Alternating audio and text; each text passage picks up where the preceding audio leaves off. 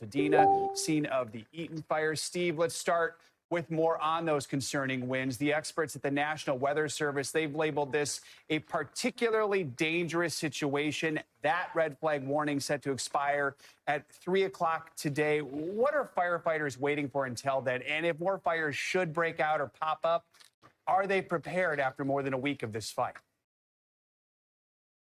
Yeah, PDS is something we don't hear much. It's not a classification used often, meant to denote a particularly dangerous situation, something that's beyond the normal red flag winds that we normally have. It denotes low humidity and, of course, high winds. We're just starting to maybe feel some of the winds. Obviously, we've kind of been in a lull over the past few hours. This is toward the end of a 48-hour period where these winds are predicted to pick up. We've seen, because of that, a few brush fires, a few spot fires over the last few hours, maybe six, maybe a handful or so of them, but firefighters right on top of them. If it means anything about what could be the next firefighters immediately putting these spot fires out almost as they come up. We've had maybe a few that have crossed over about 50 acres or so, but as soon as they do, they are immediately contained and doused and put out. Now, if the winds get serious enough, no matter what kind of capability they have, it's going to be a tough situation just because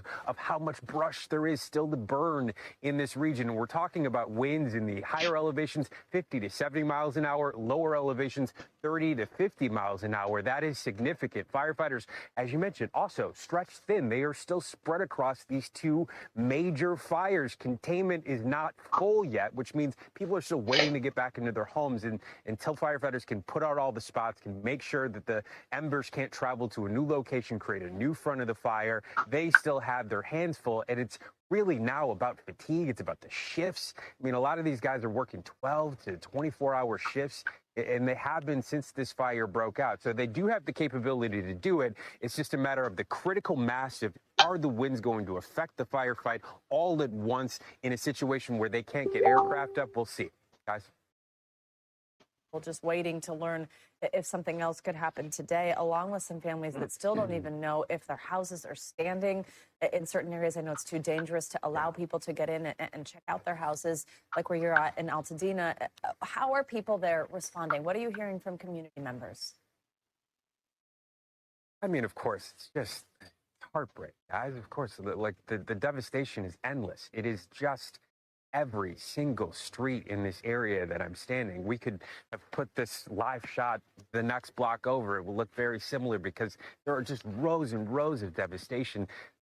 Now, saying that, I mean, coming into a zone like this, we saw a number of donation drives yesterday, people opening up their homes to the community just to take in items like baby formula, bottles of water, canned goods, all for the community here. It's very tight-knit, particularly in Altadena. At the Palisades fire, it's a little bit different of a story. We saw rows of cars going back hours that were trying to get into the zone. Unfortunately, as you mentioned, it's just too dangerous at this point. It may look like just smoldering ruins, but there is still an active fire in these zones. And until firefighters, again, can put really a nip in the bud here, it's going to take some time before homeowners can see it. It could take weeks. Yeah, Steve, we know federal investigators, speaking of weeks, maybe months, they're searching for what ignited the Palisades fire. Real quick, where does the investigation stand this morning?